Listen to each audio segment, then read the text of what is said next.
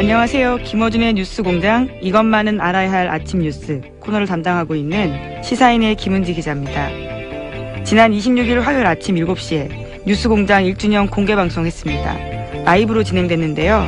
전날 저녁부터 줄이 길게 생기더니 새벽 4시 이전에 공개월 입장이 마감됐습니다. 그러니까 노숙도 마다하지 않으면서요. 열의를 보여주신 방청객 여러분들 덕분입니다. 정말 감사합니다. 밤을 꼬박 샌 분들이라는 게 믿기지 않을 만큼 공개방송 내내 뜨거운 호응을 보내주셨습니다. 전술핵이 나라를 지키는 게 아니란 정의당 노회찬 원내대표의 말이 실감나는 순간이었습니다. 정작 저도요, 그 자리에 있었는데 저 또한 굉장히 떨려가지고요, 제대로 감사한다, 반갑다 인사 못했습니다. 카메라 앞인데다가 어색하고 긴장되다 보니까요, 그 반가운 마음을 제대로 표현 못했는데 다시 한번 반갑고 감사했다는 말씀 드립니다. 9월 30일 뉴스공장 주말 특근은 그 어느 때보다 신명났던 1주년 공개방송의 하이라이트를 모았습니다. 지금 바로 함께 하시죠.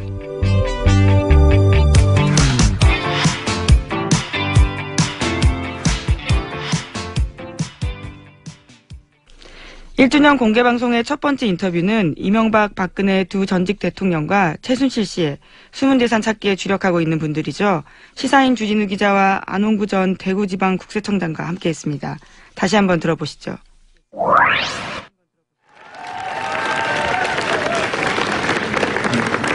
뉴스공장 최대 조력자는 두 전직 대통령, 그리고 한 분은 민간인이죠. 이명박, 박근혜, 그리고 최순실.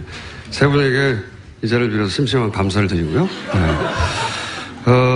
그래서 1주년 첫 순서는 이 세 분의 숨은재산 찾기를 오랫동안 몇 년째 하고 있는 두 분입니다. 주진우 기자, 대구 지방국세청장입니다. 돈 줬어요? 자, 두 분을 모셨는데 이미 5주째 계속 하고 있지만 주진우 기자는 지난주에 또 관련 취재를 나갔다 왔습니다. 네, 그래서 지난 주말에 돌아왔는데 성과가 있었습니까? 네. 작은 성과에 불과할 수도 있어요. 박수는 다 듣고 주세요. 네. 큰 성과가 있었나요? 네. 이명박 전 대통령과 관련이 있습니까? 네. 관련이 깊나요? 네. 이것으로 주진우 기자 인터뷰를 마치고요. 근데 사실은 주진우 기자가 떠나기 직전에 본인은 이 얘기 하는 걸 싫어하겠지만 김성주 아나운서에게 폭력을 행사하겠다고 해서 물의를 일으켰어요. 예. 김성주 아나운서에게 개인 감정이 있습니까? 아니요, 없습니다. 없습니다. 그냥 어디까지나 공적 차원에서 얘기한 건데 제가 좀 부족하고 좀 표현이 거칠어서 문제가 됐습니다. 근데 저희가 지금 몇 주째 이명박 대통령에 대한 그 문제를 제기하고 있는데 소름 끼치는 침묵이 이어지고 있습니다. 그런데 김성주 아나운서 얘기를 했다고 해서 이렇게 대서특필하고, 그리고 또 일베 같은 일부 그 네티즌이 달려들어서 이렇게 돌을 던지는 부분에 대해서는 조금 좀 안타까움이 있습니다. 네. 안타까움이 있다고 하고요. 네. 근데 김성주 아나운서가 이제 MBC 파업 사태 때 올림픽 중계를 한 이후에 특별히 더 잘 나갔다고 하는 그런 인식이 있는 것 같은데 그렇게 생각하십니까? 네, 저는 네. 아니 여기다 질문한 거예요. 네, 방송에 자꾸 개입하지 마시고. 전 그렇게 봅니다. 아나운서들, 특별히 스포츠 아나운서들한테는 올림픽과 월드컵은 꿈의 무대고 누구나 마이크를 잡고 싶어하는 무대인데 2012년 런던 올림픽에서 개막식, 그리고 축구, 그리고 수영, 가장 좋은 종목은 이분이 다 했습니다. 2013년에도 계속해서 가장 중요한 프로그램을 8개, 10개 이상 했고요. 2014년에는 소치 올림픽 스피드 스케이팅하고 피겨 스케이팅 중계를 했습니다. 아시다시피 김연아 선수 생각하시죠. 그리고 2014년 브라질 월드컵에서 뭐 메인 MC를 맡았고요. 그 다음에 아시안 게임 개막식, 그 다음에 축구, 그것뿐만 아니라 너무 많은 프로그램을 맡았습니다. 그래서 저는 그렇게 봅니다. 그게 이제 김성주 아나운서의 누나 얘기도 자꾸 간간히 등장하는데, 근데 이제 아직 여기까지 거론한 언론은 없는데, 누나의 남편, 그러니까 매형이죠. 매형이 당시 청와대 비서관으로 언론 담당이었어요. 예. 그게 영향을 줬다고 생각하십니까, 주 기자? 네. 아니. 김성주 씨는 청와대 이명박 청와대에서 그냥 보는 사람이 아니라 굉장히 관리하시던 분이라고 저는 느끼고 있는데요. 매형, 그러니까 조 아무개 씨가 청와대 언론 담당으로 이명박 청와대에서 중요한 역할을 했습니다. 그래서 그 부분이 아무래도 영향을 줬다고 저는 보고 있습니다. 네, 그런 의혹이 있다. 네. 네.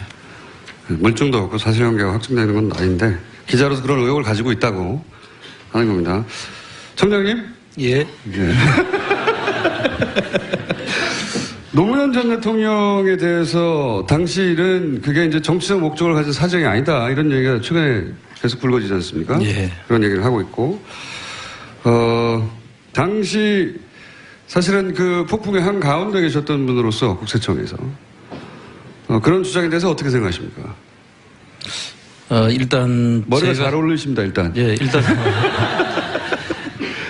제가 그 당시에 국세청에서만 있었던 게 아니고 실제 그 조사를 하라고 제가 지시를 받았던 사람이거든요. 당사자죠. 그러니까 너무 당사자죠. 그래서 그 상황을 제가 너무나 생생하게 기억을 하고 있고, 그렇게 지시를 했고, 실질적으로 누구를 겨냥해서 한다. 그리고 그 조사에서 성과가 나면 내 명예회복을 시켜주겠다. 이런 이야기까지 하면서 저를 거기에 투입하려고 했기 때문에 저는 그때 조사국장이 아니거든요. 세원관리국장으로 자천돼 있던 시기였고, 그때 이 조사에 투입하라고 했다는 것 자체가 이거는 명백한 정치적 세무조사다. 표적해서 어떤 사람을 명백하게 데미지를 주기 위한 조사다. 이렇게 말할 수 있습니다. 실제 당시에 한상률 국세청장이 노무현을 잡기 위해서 하는 거라고 하지 않았습니까? 그랬습니다. 네, 네. 구체적으로. 그 당시에 그 대통령하고 일주일에 한두 번씩 독대도 한다고 했고, 그 중간에 한번 전화를 받으면서 손을 이렇게 지켜들면서 여기하고 내가 지금 통화를 하고 있다. 뭐 명백하지 않습니까? 네. 마무리를 다소곳하게 하시네요.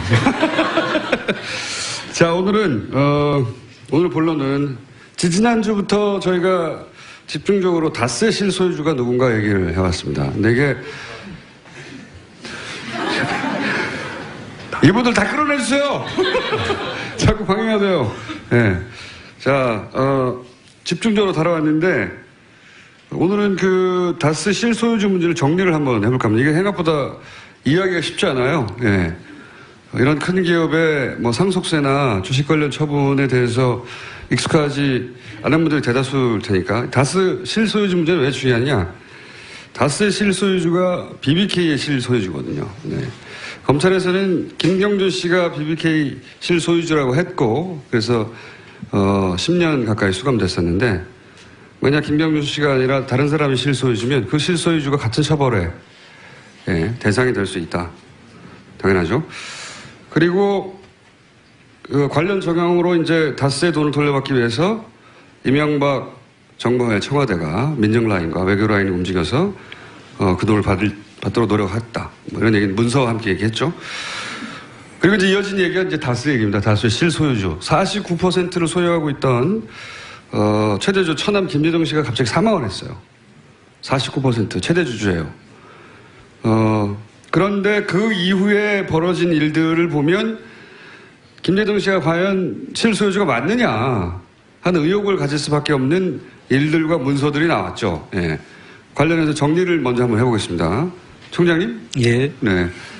다소곳하게 마무리하지 마시고 이번에는 지난주까지 이야기를 종합하면 중간 결론은 처남 김재정 씨는 다스의 실소유주가 아니다라고 저희가 잠정 중간 결론을 냈어요. 예. 첫 번째 이유가 뭡니까? 상속이라는 건 여러분 다 잘 아시다시피 망자가 돌아가시면 그 유가족들이 재산을 받는 것을 이야기합니다. 그런데 그러면 상속세 신고도 해야 될 주체도 유가족들이 되는 것이죠. 그런데 이 내용, 그 검토 내용을 보면, 우리 주진우 기자가 확보한 내용을 보면, 그 상속세 신고를 검토하는 중에 유가족의 내용은 한 번도 안 언급되지 않고 있습니다. 그래서 이 부분에 대해서 유가족은 배제한 그런 신고 검토라는 것은 이게 돌아가신 분의 재산이라고 보기 어려운 점이 있다, 이렇게 생각을 합니다. 두 번째는요? 많습니다. 빨리 해주세요. 두 번째는, 예. 상속세 절세안을 검토하는 그 안 중에 청계재단에다가 전액을, 그러니까 김재정 씨 재산 전부를 청계재단에, 이명박 씨가 만든 재단에다가 전액을 기부하는 안도 검토가 되고 있습니다. 그게 유족들 것이라면 그걸 할 수가, 이쪽에서 검토할 필요가 없는 사안이죠. 세 번째는요? 예, 세 번째는 다스 김재정 씨 김재정 씨 지분을 물납이라고 하는데요. 원래는 현금이나 부동산으로 먼저 납부를 해야 되는데 그게 안 될 경우에는 주식으로 대신 세금을 납부할 수 있는 제도가 물납제도인데 그 물납을 하면서 이 부분에 대해서는 다스 물납했던 재산을 다스가 사오는 방안하고 그다음에 매각을 하는 안을 다 검토를 합니다. 근데 사오게 되면 형인 이상은 씨 지분이 46%가 있지 않습니까? 그 재산이 나중에 76%까지 상승할 수 있는 그런 요인이 있으니까 회사가 형한테 넘어가는 거죠. 완전 경영권이 형한테 다 넘어가는 것이죠. 그리고 또 제3자한테 매각이 될 경우에는 제3자가 경영권에 압박을 줄 수 있죠. 뭐 주총을 열어라, 정보를 달라 이렇게 이야기할 경우에 그걸 거부할 방법이 없으니까 그 부분을 막고자 하는 그런 검토안이 나옵니다. 그러니까 이제 김재정 씨 유언도 없는데 김재정 씨 재산을 왜 전액 청계재단에 이명박 대통령의 청계재단에 내느냐 이것도 말도 안 되는 것이고 또 하나는 이제 주식으로 대신 내면서 주식으로 냈을 경우에 김재정 씨 지분으로 있던 것들이 주식으로 나가잖아요. 그럼 다른 사람이 살 수도 있잖아요. 혹은 다스가 되사면은 나머지 절반 가까이 지분을 가지고 있던 형의 지분이 왕창 올라가거든요. 둘 다 안 된다 이런 검토하는 내용이 있어요. 예. 그리고 또 있죠. 예. 예. 물납을 할 경우에 유족들이 부담하게 되는 상속 현금이라든지 이런 부분들이 있을 수가 있게 생기는데 그랬을 경우에 다스에서 그 부분을 보전해주는. 근데 보전이라는 말은 보태서 채워주는 그분들이 부담해야 될 것을 다스에서 채워주는 그런 안도 검토가 되고 있습니다. 이것도 자기 것이라면 유족들 것이라면 그 다스에서 그렇게 채워줄 필요가 없죠. 이게 또 무슨 얘기인지 못 알아듣는 표정들이 쫙 있기 때문에 김재동 씨 지분으로 법적으로 돼 있었잖아요. 근데 그 지분의 일부를 떼가지고 주식으로 내버렸어요. 그러니까 김재동 씨 유가족 입장에서는 불만이 생길 수 있잖아요. 자기 재산이었으면 당연한 건데 원래부터 자기 재산이 아니고 법적으로만 있다가 그래도 법적으로 자기 앞으로 있었는데 떼가지고 가져가 버리면 그래서 그걸 다스가 돈으로 보존해 준다는 겁니다. 불만 가지지 말라고. 이해가셨죠? 네. 청장님 이렇게 해주십시오. 2분밖에 안 남았네요. 네. 2분 20초밖에 안 남았는데 오늘 근데 저희가 이제 이렇게 많은 분들이 오신 가운데 제안하고자 하려고 하는 것은 안홍구 청장님의 아이디어입니다. 모든 책임은 안홍구 청장님이 물어주시고요. 지금 그래서 그렇게 이 다스의 주식을 사실은 정부가 가지고 있는 거예요. 그렇죠? 네, 정확하게는 3대 주주죠, 정부가. 3대 주주고 가지고 있는 기관은요? 가지고 있는 기관은 그때 신고 이후에 지금까지 가지고 있죠. 기획재정부에서 가지고 있어요. 네, 기획재정부에서. 제 질문은 기획재정부를 여쭤본 겁니다. 아, 기관을 이야기한 거군요. 네. 네. 정신 차리세요. 기획재정부가 이명박 전 대통령이 그렇게 놓고 싶어 하지 않는 꼭 지고 싶어 하는 그 다스의 지분을 20% 가지고 있죠. 20% 가지고 있어요. 그 지금 근데 이때까지는 너무 높게 가격을 책정해서 계속 의도적으로 유찰해 왔다는 의혹이 있습니다. 그죠? 그렇습니다. 지금 현재 가격은 얼마나 됩니까? 지금 현재 가격은 유찰이 6차에 돼 가지고 한 415억 정도 되는 것 같아요. 그거를 사람들을 모아서 사자 우리가.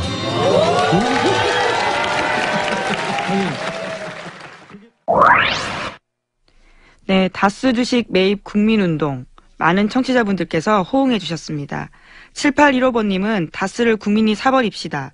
박종임님은 다스 주식 사는 방법 알려주세요. 라고 문자 주셨습니다. 많은 분들이 뜻을 모아주시면 정말 성과가 날 수 있지 않을까 생각이 드는데요. 또 방송 뒷이야기도 있습니다. 작가분들의 요청에도 불구하고 주진우 선배가 하필이면 그날 까먹은 게 하나 있습니다. 바로 분홍보따리였는데요. 뉴스공장 스태프들께서 방청객 여러분들께 보여드리지 못해서 굉장히 아쉬워했다라는 후문이 있습니다. 자, 이 시점에서 토요일 아침 교통 상황 확인해 보겠습니다. 교통정보 듣고 이어가겠습니다. 뉴스공장 최고의 인기 코너, 이름부터 귀에 확 꽂히시죠? 정의당 노회찬 원내대표의 노르가즘입니다. 이번에도 꼭두새벽 라이브에서도요, 반응이 폭발적이었는데요. 공개방송 3부의 하이라이트 다시 들어보시죠.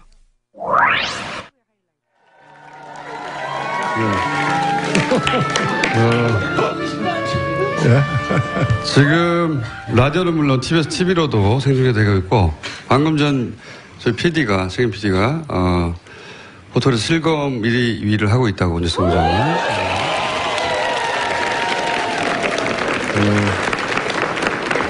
여기 입장하신 분들은요, 네, 딱 200명만 실내로 입장하시고 나머지 못 들어오셨는데 새벽 3시에 200명이 끌어졌다고 합니다. 네. 많은 분들이 이렇게 제정신이 아닌 상태로 지금 여기 계시고. 지금 이 순서는 저희 뉴스공장 최고 인기 코너죠. 예. 노르가즘 정의당 노회찬 원내대표 나오셨습니다.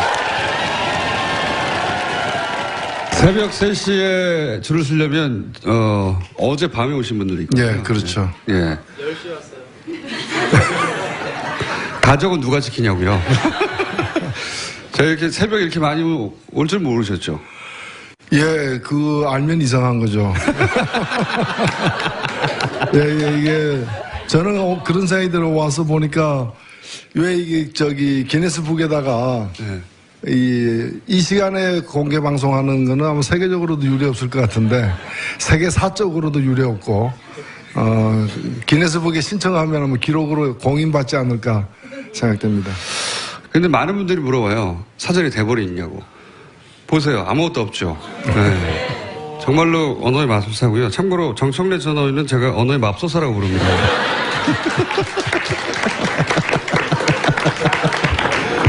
네. 양극단의 쌍벽을 이루는 분인데 정청래 전 의원은 안 웃긴 걸 웃기다고 막 주장하는 분이죠. 네.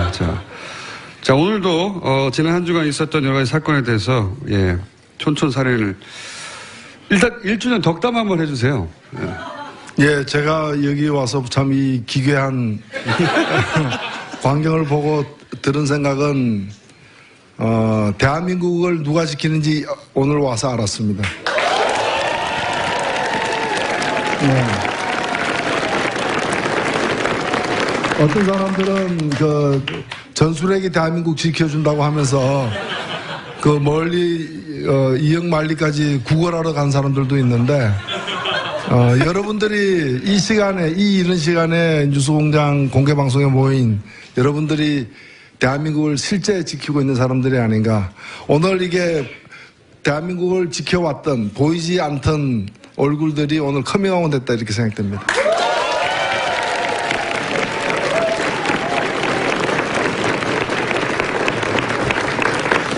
말도 참 예쁘게 잘하세요. 네. 얼굴까지 예뻤으면 좋았을 뻔했는데.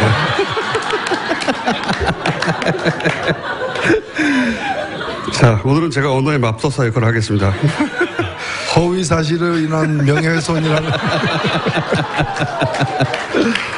허위 사실에 의한 혹은 명예훼손 혹은 사자 명예훼손 말씀하시니까 생각나는 게 정균석 전 원내대표가 이제 부부싸움 끝에 목숨을 끊었다 이렇게 노무현 전 대통령에서 대해서 얘기했지 않습니까? 이 발언에 대해서 어떻게 생각하십니까?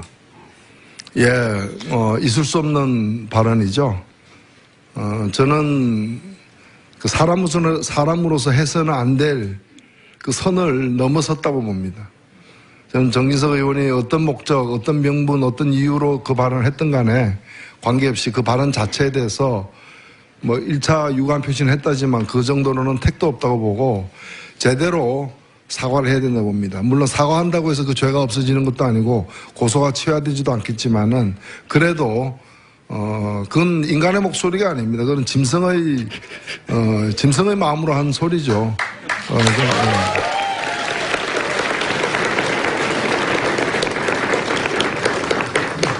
본인이 총대를 맸는지 관련해서 많은 이야기를 했어요. 예를 들어서 문학의 블랙리스트에 대해서 문성근, 김미아 씨에 대해서도 뭐라고 했냐면 밥을 굶었나, 린치를 당했나, 징역을 살았나, 왜 이렇게 호들갑을 떠냐는 취지의 이야기죠.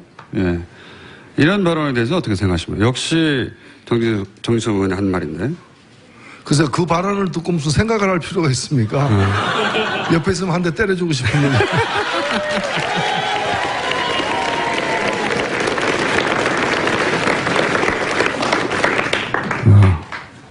노 의원님이 이제 소송을 당하시겠군요. 공개적으로 폭력 행사를 암시했다고. 그러면서 또 뭐라고 그랬냐면 저는 이 대목이 가장 뭐랄까요. 지금 말씀하신 맥락선상에서의 말도 안 되는 얘기라고 생각하는데 노무현 전 대통령 유서 마지막에 누구도 원망하지 말라고 하지 않았냐. 예. 역시 정진석 의원이 한 이야기입니다. 아니 지금 문제의 발단은 우리가 뭐 매일매일 소식을 접하고 있습니다만은 그 이명박 정부 시절에 있었던 그 국정원을 동원한 그 이른바 이제 국정농단 사건이죠. 우리 국민들의 어떤 인권을 침해하고 법을 어겨가면서 한 그 불법 행위가 최근에 와서 그 구체적 증거들이 사실들이 드러나기 때문에 그거에 대해서 이제 수사를 진행 중인데 그걸 왜 노무현 대통령을 끄집어내 가지고 이걸 갖다가 가로막느냐 이런 거죠. 말이 안 되는 얘기죠.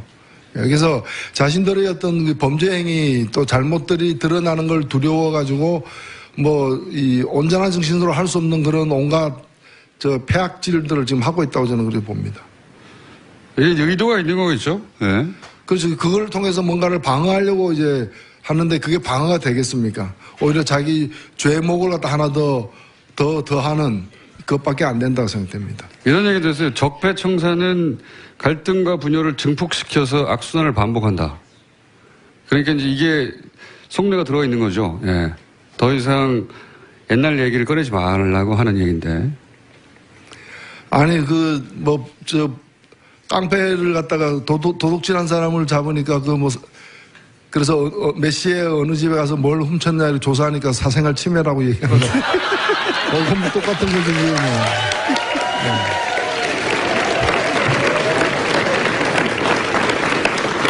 아니, 아직도 공소시효가 남아있는 범죄 행위에 대해서 또 그것도 간단한 범죄 행위가 아니라 국가 권력을 갖다가 사적으로 동원한 그런 이제 심각한 그 국기문란의 수준의 어떤 범죄 행위를 수사하고 있는데 그걸 가지고 뭐 적폐다, 국민을 분열시킨다, 그 말이 안 되는 거죠. 왜 도둑놈 잡아 넣었더니 왜 가져가고 이렇게 생이별 시키느냐 항의하는 거하고 그 생이별 시켜야지 그럼 사이별 시킵니까?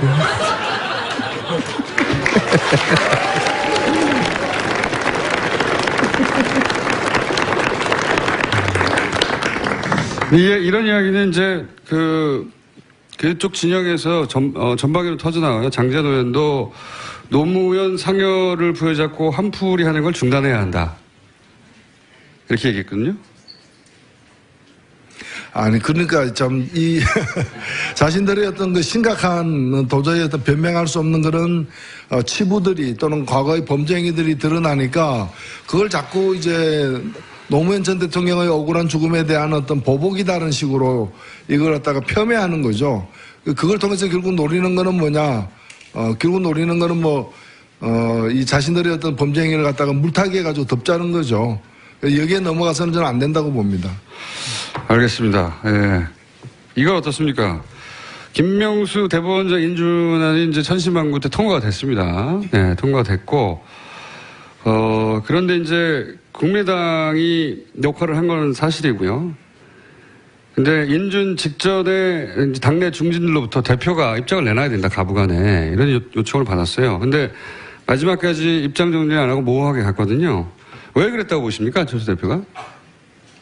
저는 제가 그 상황을 보면은 대법원장을 김명수 대법원장 후보가 대법원장 되어야 된다라고 찬성하는 입장이 있으면 그런 태도를 취할 수가 없어요. 근데 반대하는 입장이었다면 그런 태도를 취할 수밖에 없어요. 반대한다고 노골적으로 얘기하면은 그것도 후폭풍을 또 이렇게 맞아야 되기 때문에 반대는 하면서 후폭풍을 맞지 않으려고 하다 보니까 애매모호한 태도를 취하고 있는 게 아니냐. 근데 이걸 마치 무슨 자유투표가 아주 정당한 것처럼 얘기하는데 저는 묻고 싶어요. 대법원장이 누굽니까? 상권분립의 한 축이잖아요. 대통령 다음이잖아요. 그럼 대통령 선거 때도 그러면 자유투표했어요? 국민의당 대통령 선거 때 자유투표했어요? 누가 돼도 좋다. 그리고 누굴 찍어도 당원의 권리다. 그러지 않았잖아요. 국민의당은 안철수 찍으라고 그렇게 얘기한 거 아니에요. 그러면 이제 대법원장을 또 임명하면서 이 사람이 부적격자면은 강하게 이유를 대면서 강하게 반대를 해야 마땅한 거죠. 그게 책임 정치죠. 그리고 그게 합당한 사람이면 합당하다고 얘기를 해야 되는데 대법원장을 임명하는 그 중요한 순간에 합당한지 아닌지 나는 모르겠다. 누가 돼도 그거는 국민의 뜻이다. 이렇게 얘기하는 저 무책임한 행위가 어떻게 있어요. 저는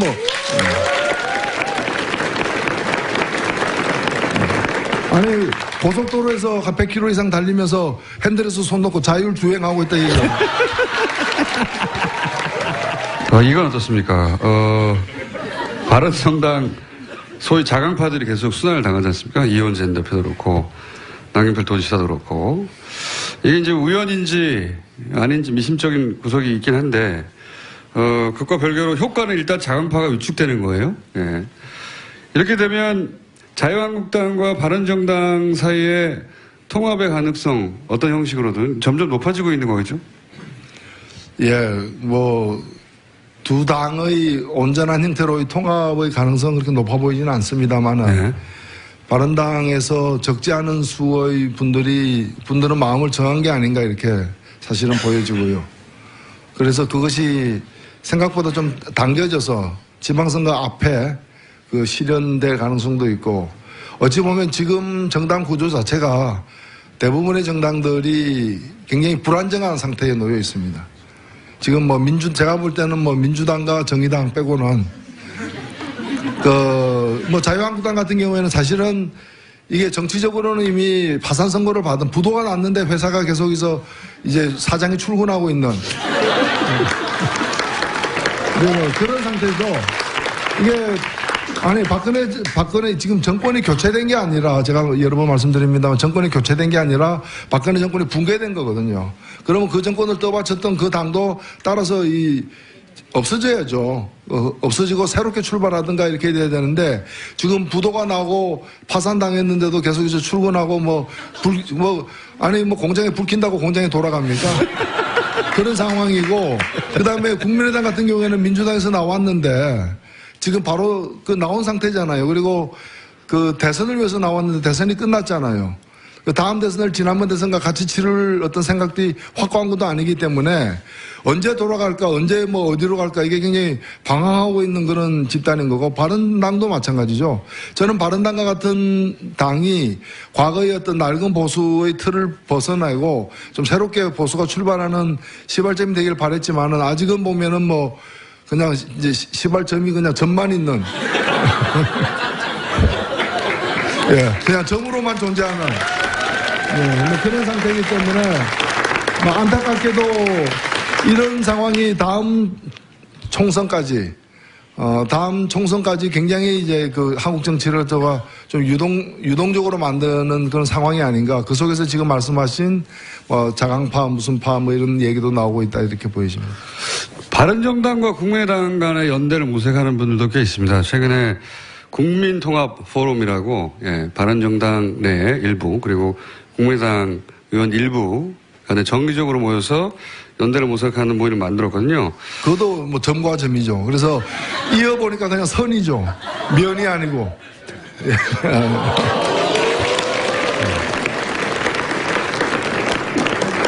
제가 아침에 소화 얘기 잘 안 하는데. 언어의 마술사 역할을 해주고 계신 노회찬 원내대표 박수 부탁드립니다. 네, 감사합니다.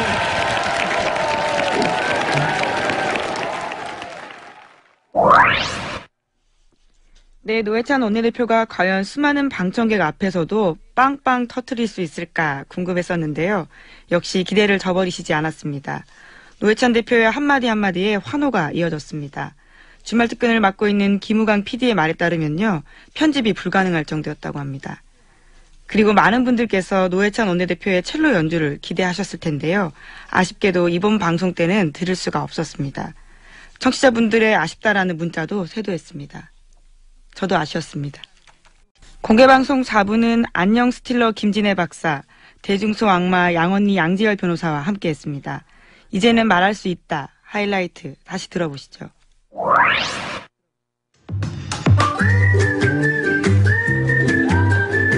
내 거다. 자, 1주년이라 최장기 패널 첫 방송부터 함께 하신 두 분을 모셨습니다. 자, 김진애 박사님 나오셨습니다. 네. 고맙습니다. 반갑습니다. 그리고 최다 출연자예요. 맞아. 저 없을 때 진행도 하는 첫 수업부터 함께해온 양지열 변호사 나오셨어요. 안녕하세요.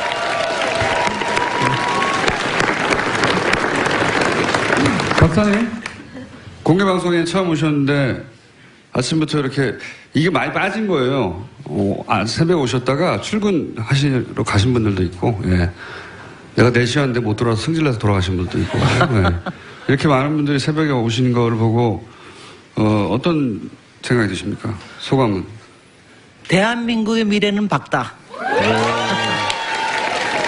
그 다음에 또 한 가지는 양언니랑 앉아있어서 너무 기쁘다. 이 뉴스공장에 사실 그 이전에도 종편 중마왕이라고 제가, 예? 종편에 굉장히 많은 코너에서 출연하셨고, 종편 부르는 이유가 있어요. 어떤 주제를 던져도 되니까. 사실은 종편 중망이라고 자꾸 말씀을 하시는데 제가 한 방송사에서 가장 오래된 방송이 이 시간대 이 방송 TBS 방송이에요. 정확히 2011년 7월부터 저는 있어 왔어요. 그러니까 제가 악마라고 부르기 시작한 거예요.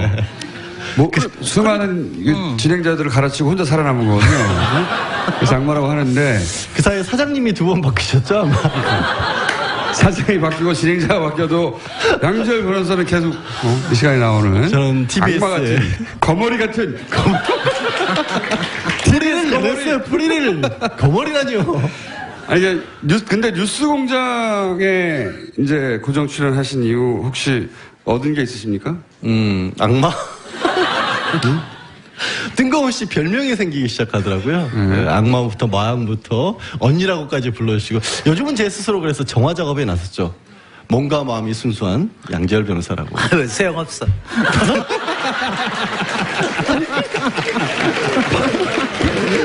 아니 박사님 이렇게 배신을 하시면 어떻게 해요? 아니, 저는 뭐 너무 신나는 게 제가 누구랑 달리 별로 훔쳐본 적이 없는데 안녕 스틸러. 너 얼마나 근사해. 이 정도는 만들어야지. 할 말이 없습니다. 저도 얻은 거 있습니다. 김진애가 보통 굉장히 무겁고 어렵고 거북하고 막 멀고 막 그랬는데 남자인 줄 알고. 남자인 줄 여기 와서 일단은 제가 남자인 듯 남자 아닌 여자라는 게 확실해졌고 그 다음에는 이제 저의 이 깜찍함과 저의 귀여움과 저의 발랄함을 발굴해 주신 김어준 공장장님께 감사드립니다. 일단 세계적인 레벨의 시대를 앞선 다방면에서 이제 두각을 나타내신 굉장히 그 진지한 이런 캐릭터로 사람들이 이제 받아들였죠. 예. 그래서 좀 두려워하고 무거운 주제가 있을 때 부르고 뉴스공장에 나와서 15세 소년 정도의 감수성이 있다는 걸 세계 만방에 알리게 되었고요. 예. 양지열 변호사는 그냥 15세라는 게 알려졌죠.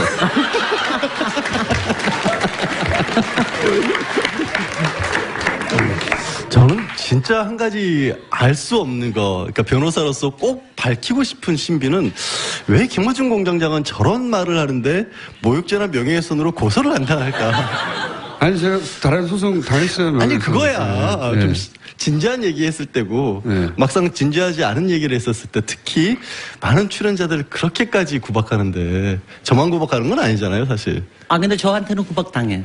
아, 걱정하지 그러세요? 마세요. 저는 양희절 변호사만 구박합니다. 그래서 저를 안 좋아해요. 사람을 점점 내가 이상하게 확실히 만드시는 거죠, 진짜.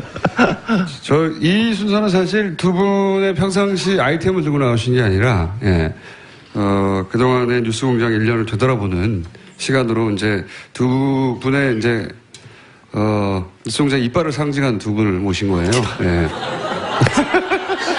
참네. 이런 거 뭡니까? 이런 거. 1년 사이에. 1년 사이에 잃어버린 거? 예, 저는 뉴스공장, 사실 뉴스공장에 나오기 전까지만 하더라도 양지열 변호사가 수많은 프로그램에 나왔지만 양지열 이름 아무도 몰랐어요. 네? 양 정도 생각나서 양지 10가지 이제 다 알게 된 것은 뉴스공장으로 인해 얻은 거 아닙니까? 그러니까 이게 김어준 공장장이 정말 우리 하는 말로 깔때기라고 하죠. 아무데나 막 들이대는 게 정말 강한데 이게 일종의 그 확증 편향이라고 합니다. 이렇게 법정에서도 많이 얘기를 하는데 듣고 싶지 않고요. 자기 확신이 너무 강해요. 전혀 사실과 다른 사실도 너무 사실처럼 당당하게 얘기를 하니까 오히려 고개들을 끄덕이고 있잖아. 다 이렇게 맹목적으로 사람들을 이상하게 만들어놔. 저 그전에도 적당히 나갔어요. 아니, 이게 여러 군데 나갔죠. 여러 군데 나갔지만, 나왔나? 안 나왔나? 근데 지금은 이제 주목해서 보게 되죠. 양지열 나왔다, 저기, 이렇게. 예. 맞대잖아요, 다. 얻은 거, 잃은 게 뭡니까? 그러니까 이런 다시 얘기해보세요. 거는 잘 생각해보면 예. 사실 지난 1년이 어떻게 보면 각자의 정체성을 드러낼 수밖에 없는 시간이었던 것 같아요. 그러니까 이른바 탄핵 정국을 거치면서 사실 저 같은 경우만 해도 조심스러웠다고 해야 될까요? 반성을 해보자면 약간은 좀 뭐 고개를 숙일 때도 있었고 솔직한 자기 조심한 게 반성. 회색 분자라고 하죠, 그거를. 어디다 조심스럽다는 표현을 쓰고 그래요. 네. 근데 사실 뭐 탄핵 정국 같은 걸 거치면서 저는 제 나름대로 이제 법적인 소신에 관해서 말씀을 확실하게 드렸는데 어느 순간부터는 이게 정치적 소신으로까지 연결이 돼버리더라고요. 그러면서 사람이라고 하는 게 정치적 동물이라는 부분을 확실하게 저도 이해를 했고 교과서가 아니라 나도 거기서부터 자유로울 수가 없고 공장장이들 이게 칭찬하는 얘기를 왜 하고 있지? 근데 강조하듯이 정치가 뭐 생활로에 연결된다는 부분을 뼈저리게 느꼈고 그 바람에 공장장 표현을 빌자면 회색 분자일 때 가까이 계셨던 많은 분들이 떠났죠. 이런 것. 회색 분자의 참여를 듣고 계십니다. 가족이 좋아하는 순간 없었어요? 뉴스공장에 나오고 나서. 사실 가족들이. 공장장이 어떤 사람인지에 가서 한 가지 폭로를 하고 싶은 게 있는데 가족 중에 공장장 팬이 오랜 팬이 있어요. 그래서 오랜 팬이 있었는데 이건 제작진도 모르는 얘기인데 왜 그런지 모르겠는데 공장장의 오랜 팬이었던 제 동생이 선물을 전해달라고 해서 꽤 좋은 선물을 전해줬거든요. 근데 공장장이 딱 뭐라고 했는지 알아요? 보통은 그런 얘기하면 상식적으로 고맙습니다 내지는 뭐 이런 얘기를 해야잖아요. 동생이 여자예요?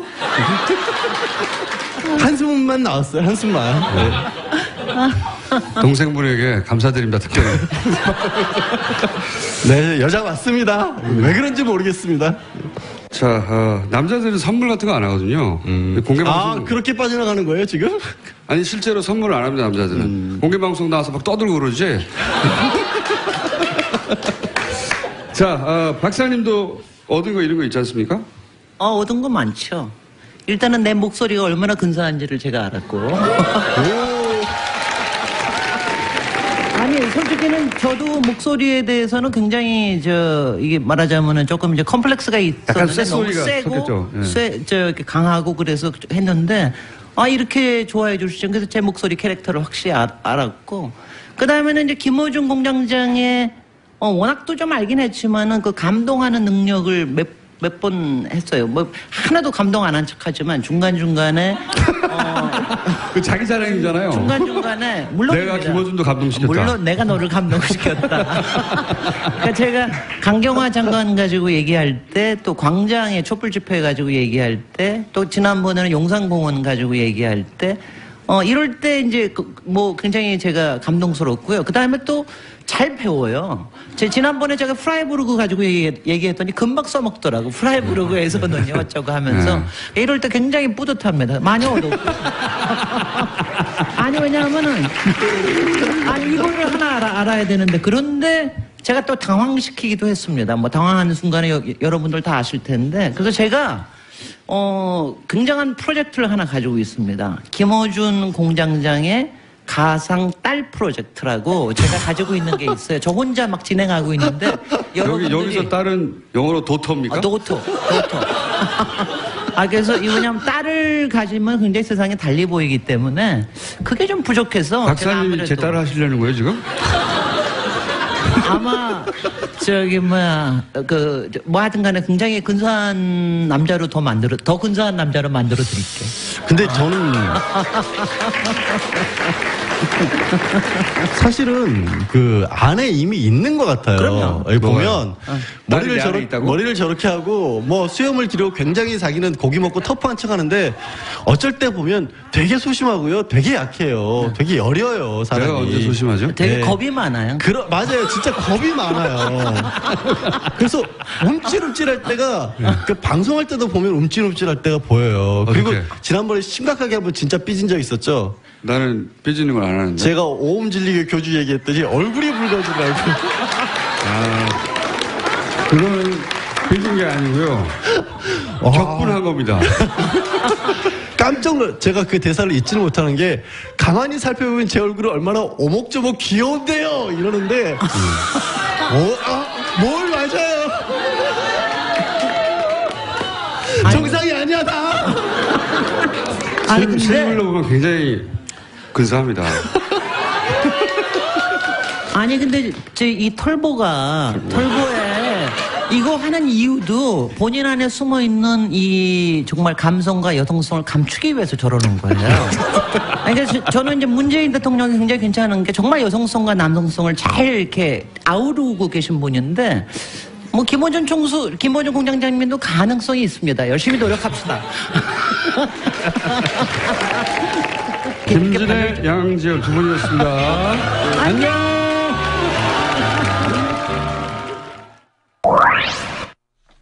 네, 이번 하이라이트 들으면서 이런 의문이 생겼습니다. 청취자 여러분은 김어준의 뉴스공장에 대해 어떤 점이 궁금하신가요? 저는 뉴스공장 이름이 언제 어떻게 만들어졌는지, 코너 구성은 어떤 기준인지 이런 게 궁금해졌습니다. 청취자분들도요, 혹시 뉴스공장 들으시다가 궁금한 점이 생기면 주말 특근에 문의해 주십시오. 여러분들의 궁금증을 주말 특근에서 차근차근 풀어드리겠습니다. 샵 0951 50원 유료 문자나 카카오톡 TBS 친구 맺기 그리고 TBS 앱 게시판에 글을 남겨주시면 됩니다. 이어서 토요일 아침 교통 상황 알아보겠습니다. 네, 마지막으로 문자 메시지 하나 소개해드리겠습니다. 안녕하세요. 화요일 공개방송 때 리키와 함께 갔던 강지윤입니다. 제작진 도움으로 리키와 공개방송을 즐겁게 볼 수 있었고 많이 웃을 수 있었습니다. 방송 준비하느라 고생 많으셨고 같은 곳을 바라보는 분들과 함께 할 수 있어서 더 기억에 남는 방송이었습니다. 다시 한번 감사드리고 뉴스공장 항상 응원합니다. 공개방송을 보기 위해서 제주에서 비행기를 타고 와서 밤을 꼬박 새웠던 시각장애인 청취자가 공개방송 이후에 보내주신 문자입니다. 안내견 리키와 함께 오신 강지윤 씨를 비롯해서 김어준의 뉴스공장 1주년 특집 공개방송에 함께해 주신 방청객 여러분들께 다시 한번 감사드립니다. 주말 특근 이 시간을 통해서 1주년 공개방송과 함께해 주신 청취자분들께도 감사한다 말씀드리겠는데요. 저도 개인적으로 드려야 할 인사가 있습니다. 청취자분들 덕분에 생경한 경험을 했습니다. 실시간 검색어 1위에 제 이름이 올라간 건데요. 아직도 얼떨떨하고 민망합니다. 여전히 부족한 저한테 잘하라고 격려와 응원을 해주시는 걸로 알고요. 제가 서 있는 자리에서 열심히 그리고 더 잘 해보도록 하겠습니다. 김어준의 뉴스공장도 더 분발하겠다라고 제작진분들이 말씀하십니다. 뉴스공장 주말 특근 오늘 준비한 순서는 여기까지입니다. 저는 월요일 아침에 다시 찾아뵙겠습니다. 감사합니다. 시사인 김은지였습니다. 이것은 안홍구 청장님의 아이디어입니다. 모든 책임은 안홍구 청장님이 물어주시고요. 지금 그래서 그렇게 이 다스의 주식을 사실은 정부가 가지고 있는 거예요. 그렇죠? 예, 정확하게는 3대 주주죠, 정부가. 3대 주주고 가지고 있는 기관은요?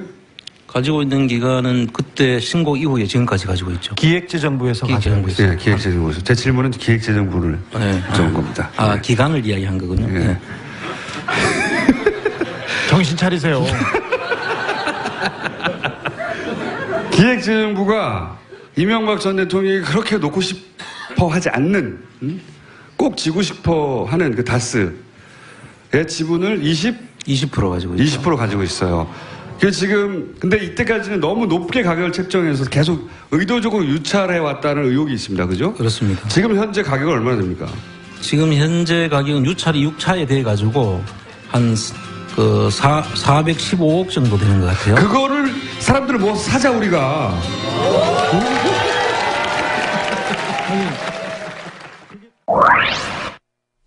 네, 다스 주식 매입 국민운동.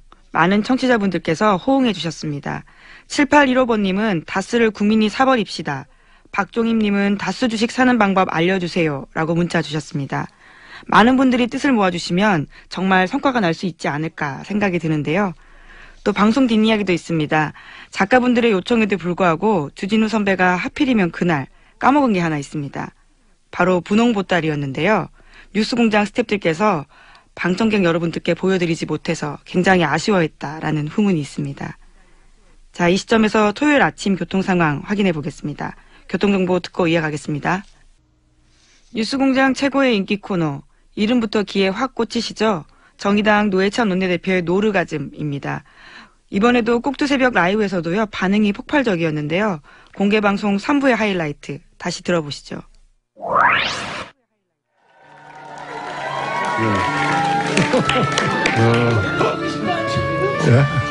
지금 라디오는 물론 TV로도 생중계 되고 있고, 방금 전 저희 PD가, 책임 PD가 호텔에서 실검 1위를 하고 있다고 뉴스공장은.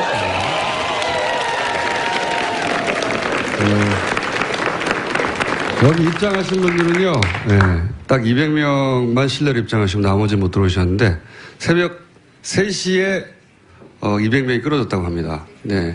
많은 분들이 이렇게 제정신이 아닌 상태로 지금 여기 계시고. 지금 이 순서는 저희 뉴스공장 최고 인기 코너죠. 예. 노르가즘 정의당 노회찬 원내대표 나오셨습니다. 새벽 3시에 줄을 서려면 어제 밤에 오신 분들이 있거든요. 예, 그렇죠. 예. 10시에 왔어요. 가족은 누가 지키냐고요. 제가 이렇게 새벽에 이렇게 많이 올 줄 모르셨죠? 예, 알면 이상한 거죠. 예, 이게, 저는 그런 생각이 들어 와서 보니까, 왜 이게, 기네스북에다가.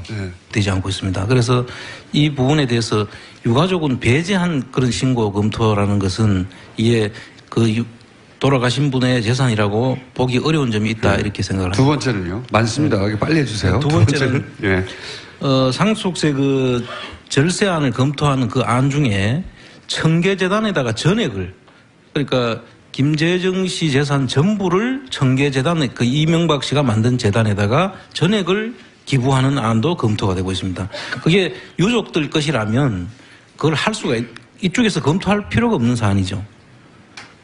세 번째는요? 예, 세 번째는 다스 김재정 씨 김재정 씨 지분을 물납이라고 하는데요. 원래는 현금이나 부동산으로 먼저 납부를 해야 되는데 그게 안 될 경우에는 주식으로 대신 세금을 납부할 수 있는 제도가 물납제도인데, 그 물납을 하면서 이 부분에 대해서는 다스 물납했던 재산을 다스가 사오는 방안하고, 그 다음에 매각을 하는 안을 다 검토를 합니다. 근데 사오게 되면 형인 이상은 씨 지분이 46%가 있지 않습니까? 그 재산이 나중에 76%까지 상승할 수 있는 그런 요인이 있으니까 회사가 그러다 형한테 넘어가는 거죠. 완전 경영권이 형한테 다 넘어가는 것이죠. 그리고 또 제3자한테 매각이 될 경우에는 제3자가 경영권에 압박을 줄 수 있죠. 뭐 주총을 열어라, 정보를 달라 이렇게 이야기할 경우에 그걸 거부할 방법이 없으니까 그 부분을 막고자 하는 그런 검토안이 나옵니다. 그러니까 이제 김재정 씨 유언도 없는데 김재정 씨 재산을 왜 전액 청계재단에 이명박 대통령의 청계재단에 내느냐 이것도 말도 안 되는 것이고 또 하나는 이제 주식으로 대신 내면서 주식으로 냈을 경우에 그 김재정 씨 지분으로 있던 것들이 주식으로 나가잖아요. 그럼 다른 사람이 살 수도 있잖아요. 혹은 다스가 되사면은 나머지 절반 가까이 지분을 가지고 있던 형의 지분이 왕창 올라가거든요. 둘 다 안 된다 이런 검토하는 내용이 있어요. 예. 그리고 또 있죠. 예. 물납을 할 경우에 그 유족들이 그 부담하게 되는 상속 그 현금이라든지 이런 부분들이 있을 수가 있게 생기는데 그랬을 경우에 다스에서 그 부분을 보전해주는. 근데 보전이라는 말은 보태서 채워주는 그분들이 부담해야 될 것을 다스에서 채워주는 그런 안도 검토가 되고 있습니다. 이것도 자기 것이라면 유족들 것이라면 그 다스에서 그렇게 그 채워줄 필요가 없죠. 이게 또 무슨 얘기인지 못 알아듣는 표정들이 쫙 있기 때문에 김재동 씨 지분으로 법적으로 돼 있었잖아요. 근데 그 지분의 일부를 떼가지고 주식으로 내버렸어요. 그러니까 김재동 씨 유가족 입장에서는 불만이 생길 수 있잖아요. 자기 재산이었으면 당연한 건데 원래부터 자기 재산이 아니고 법적으로만 있다가 그래도 법적으로 자기 앞으로 있었는데 떼가지고 가져가 버리면 그래서 그걸 다스가 돈으로 보존해 준다는 겁니다. 불만 가지지 말라고. 이해가셨죠? 네. 청장님 이렇게 해주십시오. 2분밖에 안 남았네요. 네. 2분 20초밖에 안 남았는데 오늘 근데 저희가 이제 이렇게 많은 분들이 오신 가운데 제안하고자 하려고 하는 저희가 지금 몇 주째 이명박 대통령에 대한 그 문제를 제기하고 있는데 소름 끼치는 침묵이 이어지고 있습니다. 그런데 김성주 아나운서 얘기를 했다고 해서 이렇게 대서특필하고 그리고 또 일베 같은 일부 그 네티즌이 달려들어서 이렇게 돌을 던지는 부분에 대해서는 조금 좀 안타까움이 있습니다. 네. 안타까움이 있다고 하고요. 근데 김성주 아나운서가 이제 MBC 파업 사태 때 올림픽 중계를 한 이후에 특별히 더 잘 나갔다고 하는 그런 인식이 있는 것 같은데 그렇게 생각하십니까? 네, 저는 네. 아니 여기다 질문한 거예요. 네, 저는 방송에 자꾸 개입하지 마시고. 전 그렇게 봅니다. 아나운서들, 특별히 스포츠 아나운서들한테는 올림픽과 월드컵은 꿈의 무대고 누구나 마이크를 잡고 싶어 하는 무대인데, 2012년 런던 올림픽에서 개막식, 그리고 축구, 그리고 수영, 가장 좋은 종목은 이분이 다 했습니다. 2013년에도 계속해서 가장 중요한 프로그램을 8개, 10개 이상 했고요. 2014년에는 소치 올림픽 스피드 스케이팅하고 피겨 스케이팅 중계를 했습니다. 아시다시피 김연아 선수 생각하시죠. 그리고 2014년 브라질 월드컵에서 메인 MC를 맡았고요. 그 다음에 아시안 게임 개막식, 그 다음에 축구, 그것뿐만 아니라 너무 많은 프로그램을 맡았습니다. 그래서 저는 그렇게 봅니다. 그게 이제 김성주 아나운서의 누나 얘기도 자꾸 간간히 등장하는데, 근데 이제 아직 여기까지 거론한 언론은 없는데, 누나의 남편, 그러니까 매형이죠. 매형이 당시 청와대 비서관으로 언론 담당이었어요. 예. 그게 영향을 줬다고 생각하십니까, 주 기자? 네. 아니. 김성주 씨는 청와대 이명박 청와대에서 그냥 보는 사람이 아니라 굉장히 관리하시던 분이라고 저는 느끼고 있는데요. 매형, 그러니까 조 아무개 씨가 청와대 언론 담당으로 이명박 청와대에서 중요한 역할을 했습니다. 그래서 그 부분이 아무래도 영향을 줬다고 저는 보고 있습니다. 네, 그런 의혹이 있다. 네. 네. 물증도 없고 사실관계가 확정되는 건 아닌데 기자로서 그런 의혹을 가지고 있다고 하는 겁니다. 청장님? 예. 네. 노무현 전 대통령에 대해서 당시 일은 그게 이제 정치적 목적을 가진 사정이 아니다. 이런 얘기가 최근에 계속 불거지지 않습니까? 예. 그런 얘기를 하고 있고, 당시 사실은 그 폭풍의 한가운데 계셨던 분으로서 국세청에서 그런 주장에 대해서 어떻게 생각하십니까? 일단 머리가 잘 어울리십니다. 일단. 예, 일단 제가 그 당시에 국세청에서만 있었던 게 아니고 실제 그 조사를 하라고 제가 지시를 받았던 사람이거든요. 당사자죠. 그러니까 너무 당사자죠. 그래서 그 상황을 제가 너무나 생생하게 기억을 하고 있고 그렇게 지시를 했고 실질적으로 누구를 겨냥해서 한다. 그리고 그 조사에서 성과가 나면 내 명예회복을 시켜주겠다.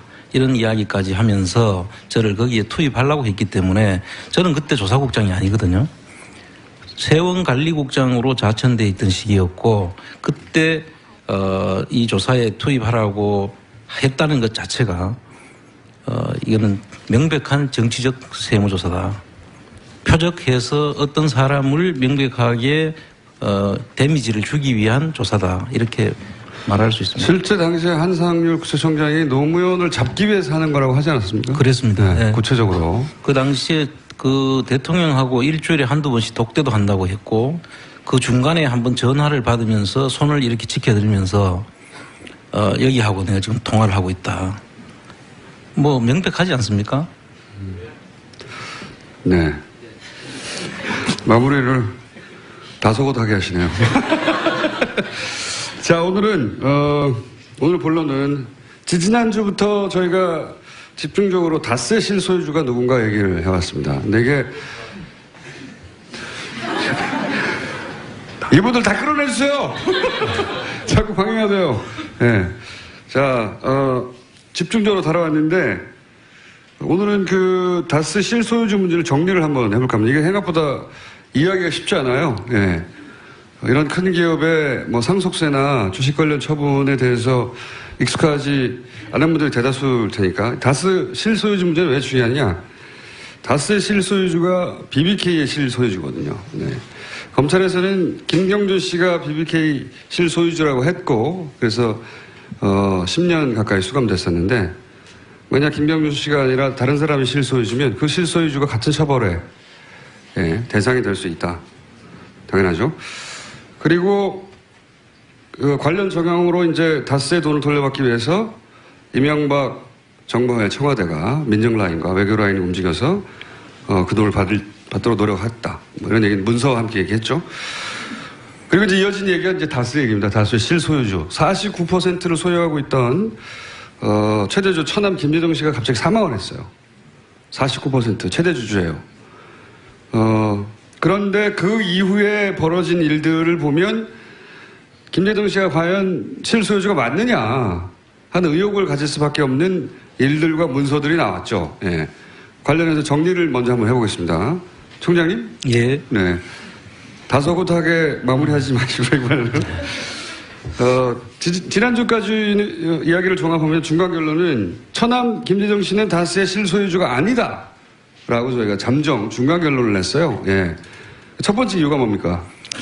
상속이라는 건 여러분 다 잘 아시다시피 망자가 돌아가시면 그 유가족들이 재산을 받는 것을 이야기합니다. 그런데 그러면 상속세 신고도 해야 될 주체도 유가족들이 되는 것이죠. 그런데 이 내용, 그 검토 내용을 보면 우리 주진우 기자가 그 확보한 내용을 보면 그 상속세 신고를 검토하는 중에 유가족의 내용은 한 번도 안 언급.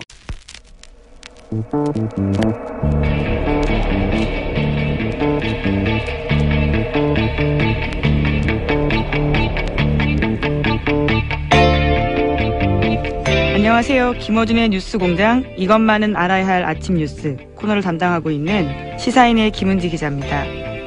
지난 26일 화요일 아침 7시에 뉴스공장 1주년 공개방송했습니다. 라이브로 진행됐는데요. 전날 저녁부터 줄이 길게 생기더니 새벽 4시 이전에 공개월 입장이 마감됐습니다. 그러니까 노숙도 마다하지 않으면서요. 열의를 보여주신 방청객 여러분들 덕분입니다. 정말 감사합니다.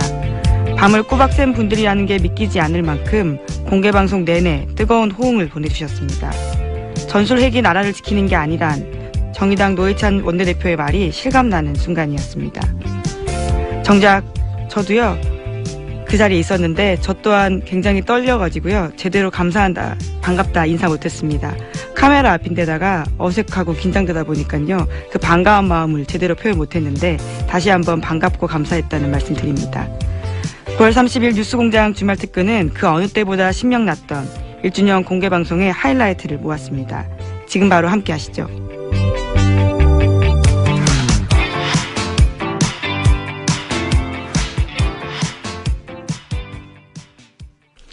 1주년 공개방송의 첫 번째 인터뷰는 이명박, 박근혜 두 전직 대통령과 최순실 씨의 숨은재산 찾기에 주력하고 있는 분들이죠.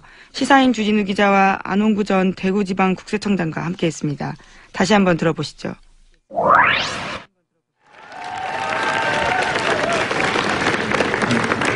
뉴스공장 최대 조력자는 두 전직 대통령, 그리고 한 분은 민간인이죠. 이명박, 박근혜, 그리고 최순실.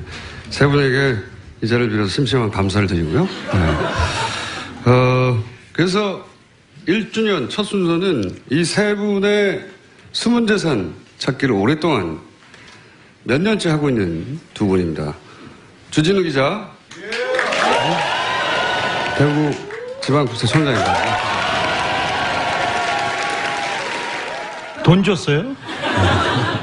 자, 두 분을 모셨는데 이미 5주째 계속 하고 있지만 주진우 기자는 지난주에 또 관련 취재를 나갔다 왔습니다. 네, 그래서 지난 주말에 돌아왔는데 성과가 있었습니까? 네. 작은 성과에 불과할 수도 있어요. 박수는 다 듣고 주세요. 네. 큰 성과가 있었나요? 네. 이명박 전 대통령과 관련이 있습니까?